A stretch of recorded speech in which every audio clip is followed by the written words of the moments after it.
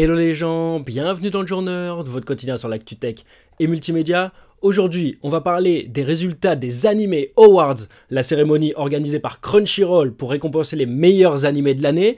On parlera aussi de la sortie presque imminente des nouveaux MacBook Air d'Apple. Et on finira, comme tous les mardis, par la sélection des sorties ciné de la semaine. Allez, qu'elles soient bonnes ou mauvaises, c'est parti pour l'info.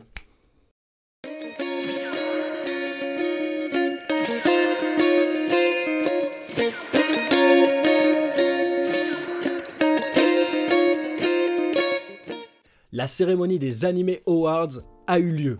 Cette cérémonie, c'est un genre d'Oscar, mais pour les animés, et surtout les animés de la plateforme Crunchyroll. Donc si votre animé obscur disponible qu'en téléchargement n'est pas dans le lot, c'est normal, même si c'est triste, j'avoue. Pour cette cérémonie, Crunchyroll a vraiment mis le paquet, presque 3 heures de show, bon, c'est un petit peu long, plus de 20 récompenses, des guests et un concert symphonique. Tout pour faire de cette cérémonie quelque chose de vraiment sérieux.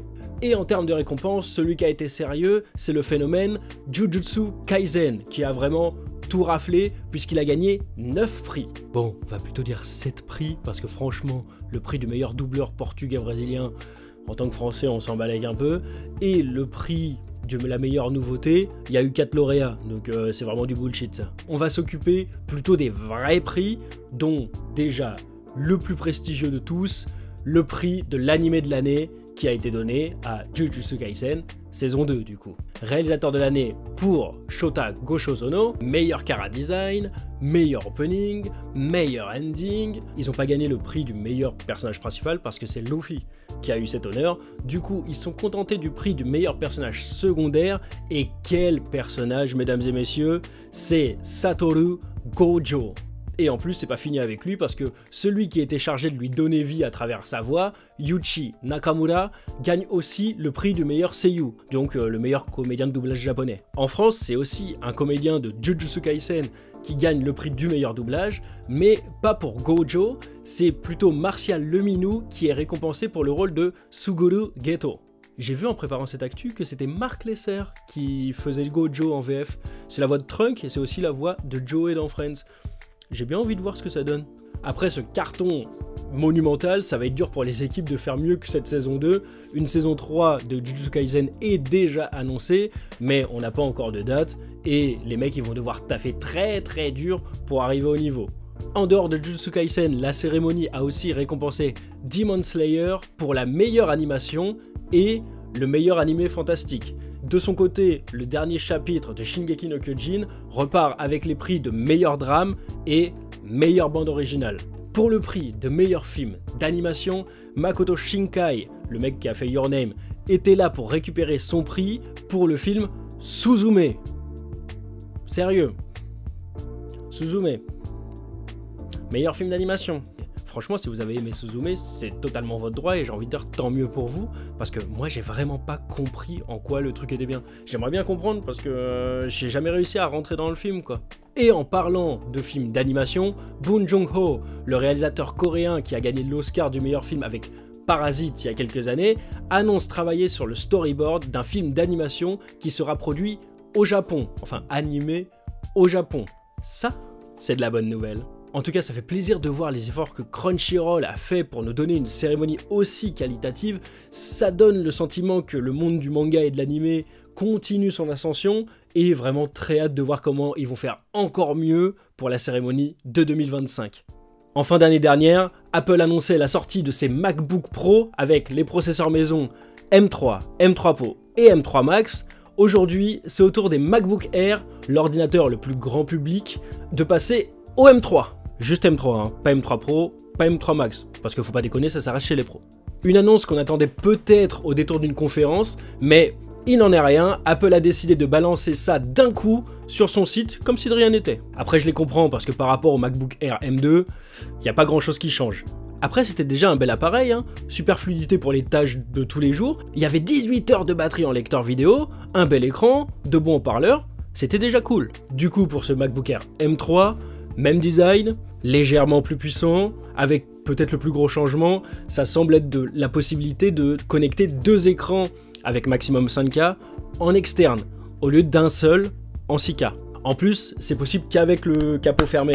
Du coup, c'est seulement 2 écrans, c'est pas 2 écrans plus celui de votre Mac. Après, le fait de travailler avec 2 écrans plus 1, c'est plus l'utilité pour les pros. Et ça tombe bien, parce que les MacBook Pro offrent cette possibilité. Du coup, des évolutions assez timides qui méritaient peut-être pas sa place dans une keynote, effectivement. Le prochain temps de parole d'Apple, ce sera sûrement en juin, parce que c'est à cette période-là, en général, qu'Apple organise sa conférence pour les développeurs. On y attend la présentation d'iOS 18, donc ce qui va équiper les prochains iPhone 16, mais aussi des évolutions dans l'intelligence artificielle et en hardware, enfin en matériel. On espère voir les premiers iPads avec un écran OLED, et pourquoi pas, un nouvel iPhone SE. L'iPhone SE, c'est l'iPhone en général qui a un design un peu daté, mais qui est moins cher et qui est quand même assez puissant. Tant de fantasmes pour cette conférence, qui, si elle présente au moins la moitié de ce qu'on vient de voir, effectivement, il n'y avait pas la place pour présenter une évolution légère des MacBooks. Jusqu'en juin, on a le temps de voir venir. En attendant, le MacBook Air M3 13 pouces est disponible à partir de 1299 €, le 15 pouces à partir de 1599 €, et la sortie de ce nouveau M3 permet au M2 de baisser 200 € et de débuter à 1199 €. Les précommandes des nouveaux modèles sont lancées dès maintenant et les produits seront disponibles dès ce vendredi 8 mars. Et pour finir l'émission d'aujourd'hui, et comme tous les mardis en fait, c'est les sorties ciné de la semaine, donc les sorties de ce 6 mars. On va se contenter de 2 films, on va commencer par Bolero, écrit et réalisé par Anne Fontaine. En 1928, une des danseuses les plus hype de son époque, Ida Rubinstein, commande à Maurice Ravel une composition pour son prochain ballet. Ravel, il peut pas refuser, même s'il est carrément en panne d'inspiration. Donc le compositeur va devoir puiser dans ses souvenirs les plus douloureux, entre amour perdu, échec, après-guerre, pour créer son œuvre la plus marquante, le Boléro. Franchement, ça me chauffe, je le connais pas de fou non plus, hein, monsieur Ravel, hein, on va pas se mentir, mais dans mon entourage, je me plains souvent qu'on n'a pas assez de films sur les personnalités françaises qui ont marqué l'histoire. Ou, s'il y en a, on parle plus d'autres choses que ce pourquoi ils sont connus. Là, ce sera une occasion de parler de la vie, mais aussi de l'œuvre de Maurice Ravel, et ça c'est cool. Pour le deuxième film, on va s'attarder sur un autre film français, La vie de ma mère, avec Agnès Jaoui et William Lebguil. Pierre, un fleuriste plutôt doué et renommé, vit sa meilleure vie jusqu'au retour de sa mère Judith. Sa mère, qui se soignait dans une clinique psychiatrique pendant 2 ans et qui a tendance à être fantasque, j'ai envie de dire même excentrique, ce qui est vraiment difficile à gérer pour Pierre, qui va tenter, en tout cas dans un premier temps, de la gerter pour retrouver sa vie d'avant. Mais à force d'interaction et d'aventure, ces retrouvailles vont changer la mère et le fils pour le meilleur. Bon, sur le papier c'est un peu basique, mais j'aime beaucoup l'interprétation d'Agnès Jaoui qui semble à l'aise dans ce rôle de maman qui sait pas se tenir. Et William Lebguil, il a l'air de vraiment bien tenir la baraque en face d'elle et ça présage un bon duo. Et en plus dans le film il y a Alison Wheeler, donc ça a l'air cool. Bon, c'est pas gagné parce que j'ai même pas encore vu Dune, mais j'espère que j'aurai quand même le temps d'aller le voir. Et voilà, c'est tout pour aujourd'hui. Merci d'avoir suivi ce Jour Nerd jusqu'au bout. Abonnez-vous pour rater aucune info. N'hésitez pas à regarder les anciennes vidéos parce que l'info, ça périme pas en 2 jours. Pas de vidéo demain. Du coup, même sans moi, restez passionnés. Et je vous dis à jeudi!